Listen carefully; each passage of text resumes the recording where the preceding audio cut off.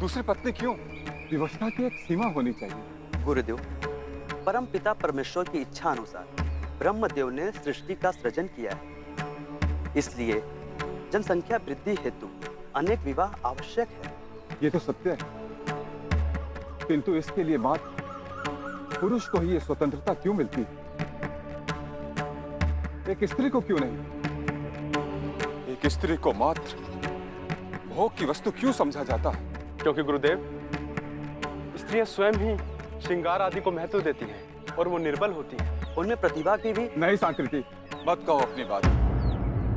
विधाता ने स्त्री पुरुष को समान शरीर और समान बुद्धि देकर उत्पन्न किया, इसलिए इन बातों से हमें स्त्री का अपमान नहीं करना।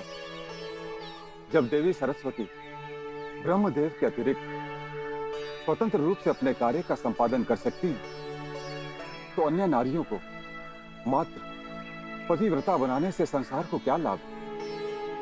संसार की आधी जनसंख्या मात्र समर्थन के लिए उपयोग में लाई जाती है,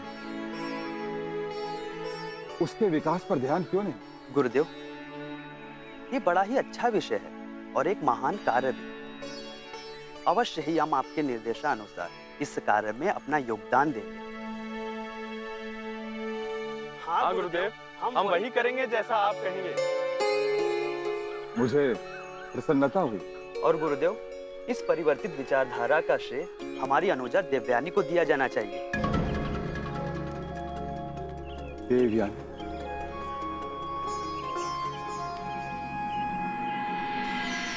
कर्मेव कारण छात्र सुगंधित दुर्गंधित प्रति कर्मेव प्राक्तनमपि क्षणम की को अस्ति चाक्रिय। मेरे पिताश्री द्वारा रचित ये श्लोक है। इसका अर्थ है, इस संसार में जन्म का कर्म ही प्रारब्ध होता है। कोई भी जीव बिना कोई कार्य किए क्षण भर भी नहीं रह सकता। अर्थात मुझे और काया को भी कर्म करना चाहिए ना देव? जब गुरु ज्ञान की बातें सिखा रहा होता है तो उसे बीच में नहीं टोकते। क्षमा चाहती हूँ गुरुदेव। ठीक है, क्षमा कर दिया। अब आगे सुनो। ना जात्या ब्राह्मण अष्टात्र क्षत्रियो वैश्य एव न शूद्रो न च वै मलेच्छो भेदिता गुण कर्म अभिय। अर्थात मेरे पूज्य पिताश्री का कहना है, इस संसार में कोई जन्म से ब्राह्मण क्षत्रिय अथवा शूद्र नहीं होता, अपितु गुण तथा कर्म के भेद से ही होता है। ब्राह्मण तो हम हैं और क्षत्रिय शर्मिष्ठा है। ये वैश्य शूद्र और मलीच कौन होते हैं? सुना नहीं? जब गुरुदेव प्रवचन कर रहे हो तो बीच में टोकते नहीं। तो शांत रह गुणिका और काया को प्रश्न पूछने दो। अब सुनो काया, जो लोग क्रय विक्रय करते हैं उन्हें वैश्य कहते हैं। अच्छा, वो जो फल बेचती है वही वैश्य है? हाँ, और जो लोग खेतों में अनाज उगाते हैं, भार वाहन का काम करते हैं, उन्हें शूद्र कहते हैं। और मलेच्छ क्या करते हैं? जो लोग अपने धर्म का पालन नहीं करते उन्हें मलेच्छ कहते हैं। ऐसे लोग दया शून्य होते हैं, जो हिंसा करके दूसरों को पीड़ा पहुंचाते हैं। अब आगे सुनो। देव, गुरुदेव आ गए। पिताश्री, मैं चली, तुम सब अपनी अपनी कुटिया जाओ, किंतु ये श्लोक याद कर कर आना। किंतु एक बार में हमें श्लोक कैसे याद होगा? अरे गुरुदेव, आपका खड़ाऊ यहीं रह गया। और कमंडल भी? हमारे गुरुदेव तो गए, हमारा गुरुकुल बंद। किंतु श्लोक कैसे याद होगा? तुझे श्लोक की पढ़ी है, तो ये नहीं सोचती कि हमें छुट्टी शिक्षा ग्रहण करने से मिली है? वो तो गए गुरुदेव के पास, हम भी हमारी कुटिया चलते हैं। पिताश्री, पिताश्री, पिताश्री। ये तो कोई बड़े महर्षि आ रहे हैं। हाँ गुरुदेव, मुझे तो लगता है कोई मानस पुत्र है ये।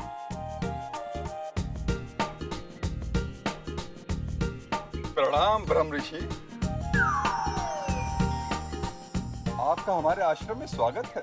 पिताश्री, मैं हूँ। आप मुझे पिताश्री क्यों कह रहे हैं ब्रह्म ऋषि?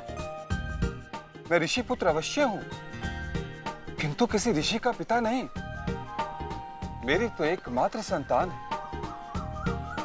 मेरी देव। पिताश्री, मैं आपकी वही देव हूँ, एकमात्र संतान भार्गवी देवयानी। ओह, तो तुम हो। मुझे लगा कि कोई बहुत बड़े महात्मा हमारे आश्रम आ पहुंचे हैं। आज मैं गुरुदेव बन गई हूँ। गुरुदेव तो तू कल ही बन गई थी पुत्री, जब तुमने महाराजा उत्तानपाद के माध्यम से बहु विवाह पर प्रश्न किया।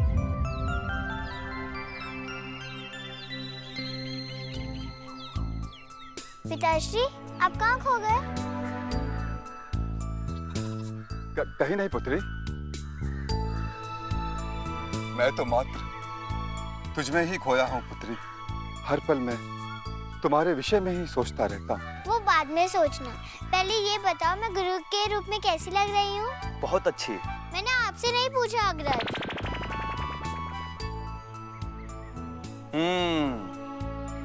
ये जटाजूट कुछ बड़ा है और ये जनेऊ भी कुछ लंबा है। तुम्हारे हाथ में यदि कमंडलू होता तो अच्छा होता। और खड़ाऊ? हाँ, वो खड़ाऊ, वो कमंडलू इत्यादि मैं आसन के पास छोड़ आई हूँ पिताश्री। मेरा जनेऊ संस्कार करके मुझे एक छोटा सा जनेऊ पहनाओ ना। किंतु जनेऊ संस्कार? अब चुप रहो अग्रज। और हाँ, मुझे दाढ़ी मूंछ कब आएगी?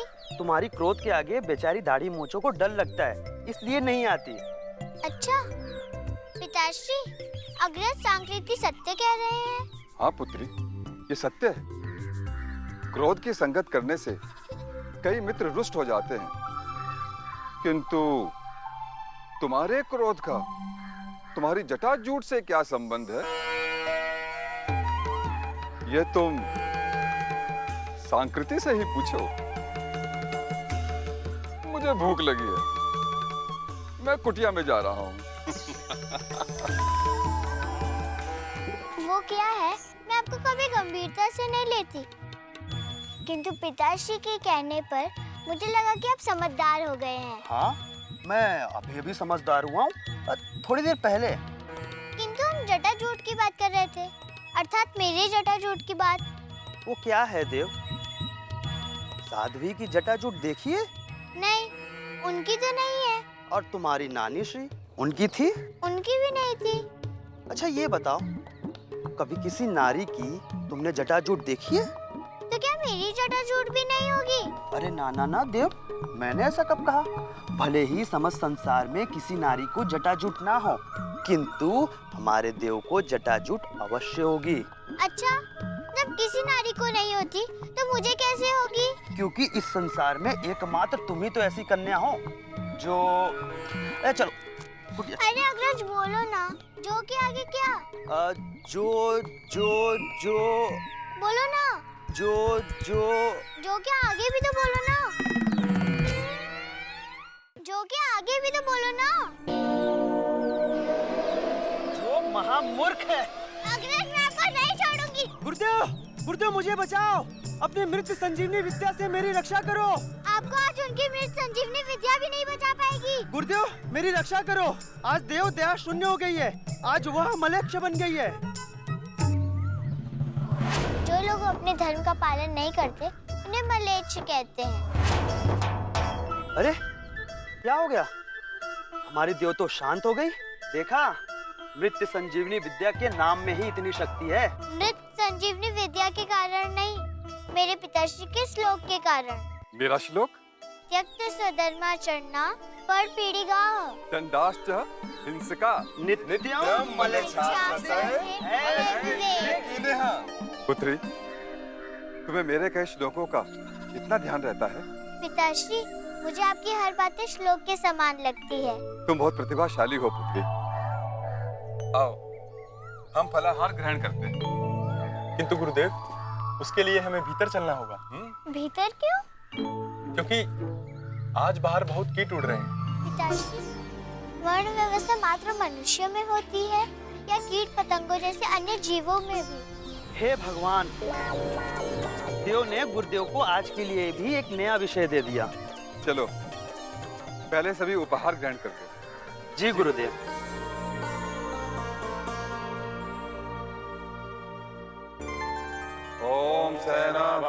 सहना भुनक्तु सह वीर्यं करवावहै। ओम शांति शांति शांति।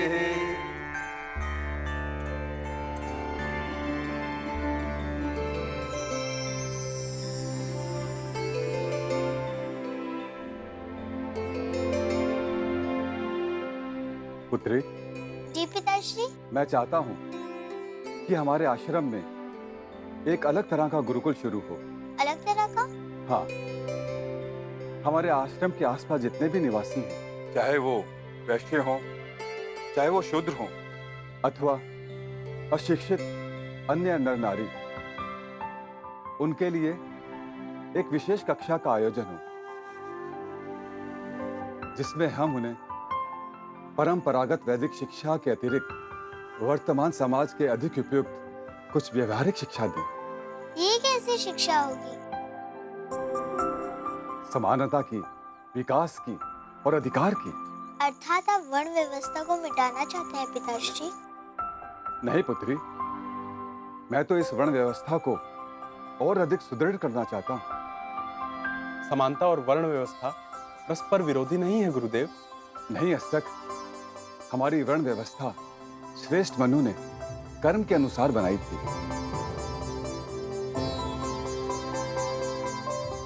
किंतु काल परिवर्तन के साथ ये व्यवस्था जन्म से संबंधित हो गई। कर्म से अर्थात? अर्थात यदि किसी ऋषि का पुत्र ऋषि के गुण और कर्म से परिपूर्ण नहीं होता तो वो ऋषि नहीं रहेगा।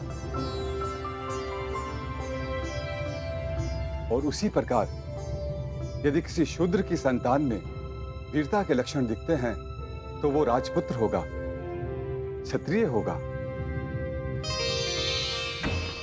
और यदि उसमें विद्वता के लक्षण हैं तो वो ऋषि बनने की ओर अग्रसर होगा।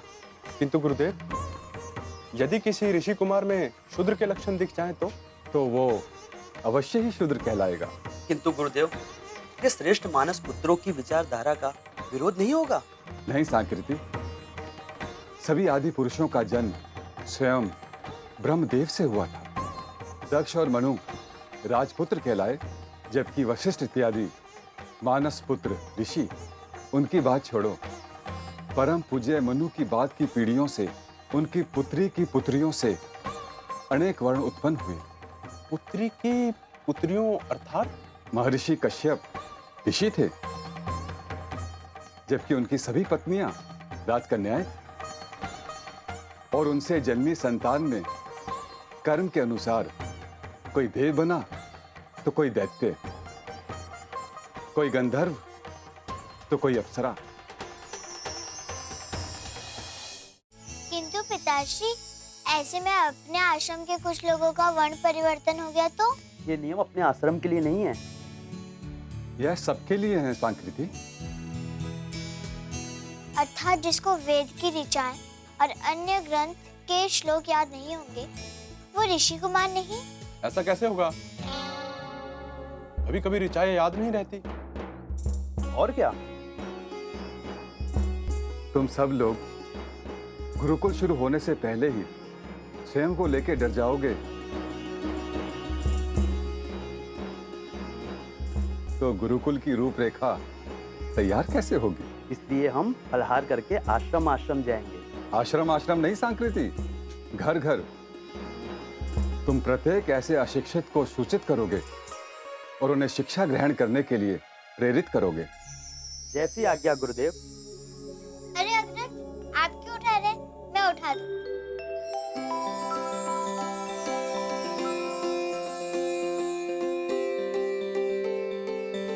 इस प्रयास से कदाचित एक अच्छे समाज का निर्माण संभव हो सके।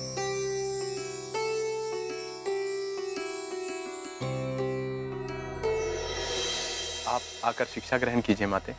किंतु इस अवस्था में क्या मैं शिक्षा ग्रहण कर पाऊंगी? शिक्षा ग्रहण करने के लिए अवस्था का बंधन नहीं होता, यह तो कभी भी ग्रहण की जा सकती है। किंतु शिक्षा ग्रहण करके क्या करूंगी मैं? शिक्षा ना ग्रहण करके आप क्या कर रहे हैं? मैं अपने घर का काम करती हूँ और अपने बच्चों की देखभाल करती हूँ। शिक्षा ग्रहण कर लेने के बाद भी आपसे वो कोई नहीं छीनेगा, आप सतत करती रहना। पर शिक्षा ग्रहण कर क्या लाभ होगा? शिक्षा ग्रहण करने से लाभ ही लाभ है। तनिक हमको भी बताओ भैया, अपनी शिक्षा का लाभ गिनाओ तो। काका, आप ऋषि बन सकते हैं, ऋषि से महर्षि बन सकते हैं और महर्षि से ब्रह्मर्षि बन सकते हैं। किंतु मुझे तो ऋषि और महर्षि में अंतर ही नहीं मालूम। सब मालूम हो जाएगा काका। जैसे एक छोटे से सरोवर के प्राणी उस सरोवर के अतिरिक्त कुछ नहीं जानते, किंतु जब उन्हें किसी सरिता में छोड़ दिया जाता है तो उनके अनुभवों की लंबाई बढ़ जाती है। उसी तरह शिक्षित होने पर आपको मनुष्य के बीच का अंतर भी ज्ञात होने लगेगा। किंतु संस्कृत ये अंतर जानकर हम करेंगे क्या? अब तो हमारी अवस्था भी अधिक हो चुकी है। जब ज्ञान होता है तो मनुष्य उपयोग करना सीखता है। उपयोग उनके अनुभवों को बढ़ाता है और अनुभव उनके विचारों को शक्ति देता है और शक्ति से जीवन सुदृढ़ होता है। मैं क्या बन सकता हूँ? पहले तो तुम ऋषि कुमार बन जाओगे और मैं ऋषि कन्या। चलो मुझे भी कुछ बना दो संस्कृति। आप गुरु माता बन सकती हैं और किसी राज्य की राजमाता बन सकती है। किंतु हम तो शूद्र हैं। हम ऋषि कुमार अथवा राजमाता कैसे बन सकते हैं? सब कुछ संभव है। और आप लोगों ने गुरुदेव की महिमा के बारे में सुना नहीं क्या? कैसे उन्होंने ममतासुर, लोभासुर इत्यादि को राजवंश का न होने पर भी दैत्य साम्राज्य की सत्ता सौंपी थी। वर्ण व्यवस्था कर्म से होती है। श्रेष्ठ मनु की संतान मैं भी हूँ और आप भी हैं। शिक्षित होकर ही आप लोग अपने स्तर को सुधार सकते हैं और यही हमारे गुरुदेव का प्रयास है। हम अवश्य आएंगे। किंतु भैया, गुरुकुल में आने के लिए तो हमें प्रातः नहाना पड़ेगा, पर हम तो दिन के काम काज निपटा कर दोपहर के बाद ही नहाते हैं। हम कभी कभी कई दिनों तक नहाते नहीं। और कच्चू काका तो वर्ष में एक बार नहाते हैं, मकर संक्रांति के दिन। तनिक सोचो, एक मकर संक्रांति के दिन गज्जू काका इतने प्रसन्न होते हैं तो हर दिन स्नान करेंगे तो हर दिन मकर संक्रांति जैसा हो जाएगा। संस्कृति ठीक कहते हैं, हम सभी को गुरुदेव के बताए मार्ग पर चलना चाहिए। हाँ हाँ, बिल्कुल सही।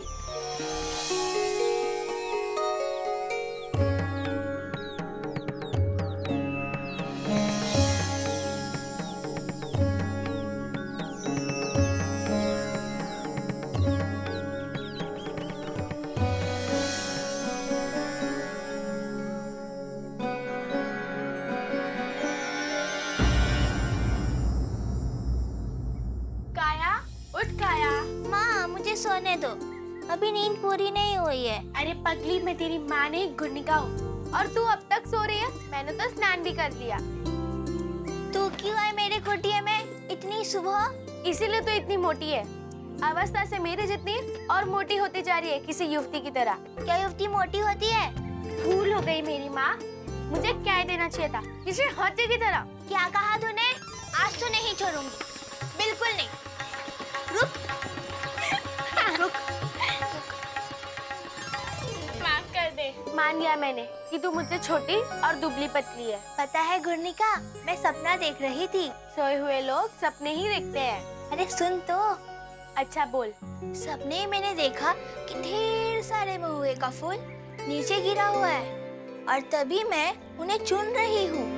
तभी ऊपर से मेरे ऊपर महुए का कोयना गिरता है। अच्छा। और तभी मैं महुए के वृक्ष से प्रार्थना कर रही हूँ कि मेरे ऊपर मत गिरो। अच्छा। फिर मैं गाने लगी, टीप से टपाक से कपर का है फोड़ा। फिर महुए का वृक्ष भी गाने लगा। अच्छा, महुए का वृक्ष भी गाने लगा? हाँ, वो झूम झूम के गा रहा था, हेंगे से बोंगे से रात काहे डोला। अरे वाह, एक बार फिर से सुना। टीप से टापक से कापर कहो फोड़ा, टेंगे से बोंगे से रात कहो डोला।